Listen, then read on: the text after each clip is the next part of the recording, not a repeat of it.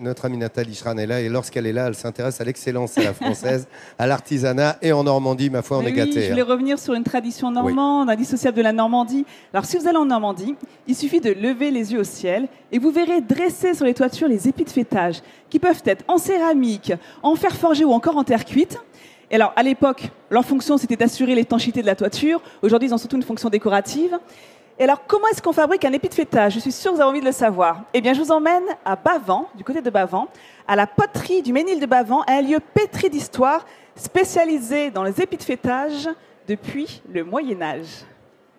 Sur les toits des belles demeures normandes, trônent de petits bijoux qui parfois accrochent les nuages et teintent la grisaille du ciel de petites touches de couleur.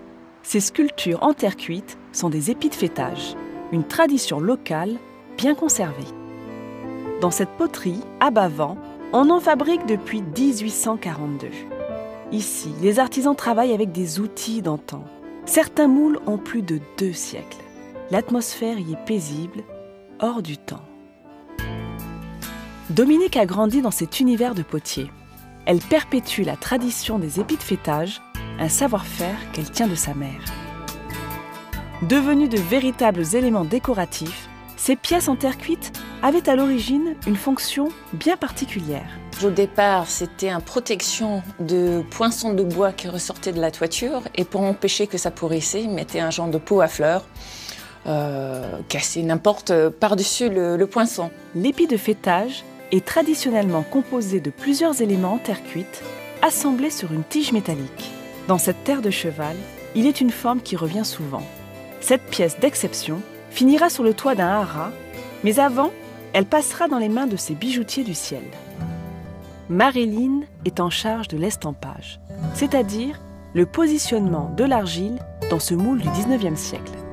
Suivre les courbes du moule, veiller à l'épaisseur de la terre, éviter les bulles d'air. Il lui faudra 3 heures pour façonner le corps du cheval. Ces gestes, les mains de Maréline les répètent depuis 39 ans. J'ai toujours baigné un peu dedans, on peut dire, parce que j'habitais auprès de la poterie. Donc toute petite, déjà j'étais attirée. J'étais déjà attirée par la terre, par le métier. Après un passage dans un four pendant 30 heures à 1140 degrés, la monture et son cavalier passent à l'atelier émaillage. C'est Christine qui va donner des couleurs à la pièce. Telle une alchimiste, elle manie les pigments et anticipe les changements de couleur dus à une future cuisson de l'objet. C'est une couleur avec de l'oxyde de cuivre qui donne un aspect noir, mais en réalité sera vert. À la sortie du four, la magie de l'émail opère. Le cavalier et sa monture aux couleurs flamboyantes pourront briller sur un de ces toits normands ou encore à l'étranger, où les épis de fêtage font déjà la renommée du Made in France. Et encore un grand bravo aux propriétaires de cette poterie, Martine et Dominique. Alors, regarde, pardonne-moi, mais regarde, cette image est en direct, il est 11h19, et Laurent Daume, notre réalisateur, vous montrait l'affluence. Il y a un monde fou autour de nous. Incroyable, 51e Salon international. Ouais. Ça va être un énorme succès. Je pense que ça va battre encore le record de l'an dernier. Il y a plus de 700 000 personnes l'an dernier. Cette année, c'est bien parti pour. Excusez-moi. Pourtant, je ne me prends pas pour faire nul. Alors... Hélas.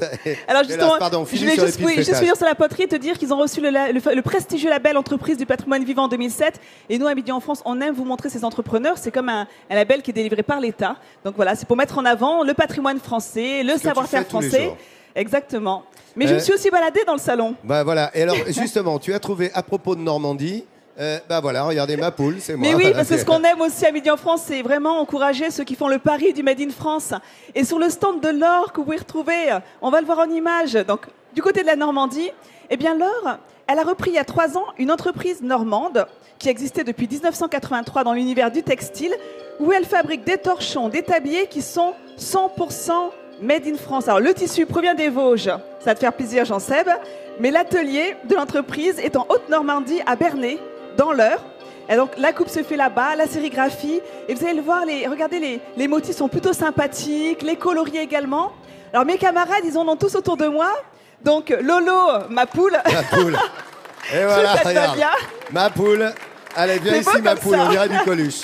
Alors, Pierrot, ça lui va le bien. festin de Bichette, je trouve que ça t'allait bien. Je sais pas pourquoi. Je te trouvais Pierrot, mignon avec. mets-toi face. Voilà, bouge pas. Voilà, le festin de Bichette. Mesdames, vous avez compris, donc. Alors, les tabliers sont 100% en coton. 100% coton. J'aimerais le texte également de Nathalie. Alors, celui-là, je l'adore. Regarde, remonte un petit peu. Mais qu'est-ce que tu mijotes, ma cocotte? Soulève un petit peu, regarde. Voilà, soulève ta jupe. Qu'est-ce que tu mijotes, ma cocotte?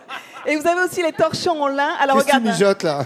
Regardez, ce premier torchon que Jean-Seb est en train d'utiliser, je l'aime bien aussi. Tu fais la vaisselle et moi j'essuie, ça s'appelle le torchon des amoureux. C'est pas mal, non? Oh, trop mignon. Et regardez celui-là aussi. Nous. Alors ça, c'est délicat. Pas mal, regardez. C'est tout nous. Et celui-là, vous arrivez à le lire? Colette, alors moi je lis pas à l'envers. Germain, Colette le la côtelette.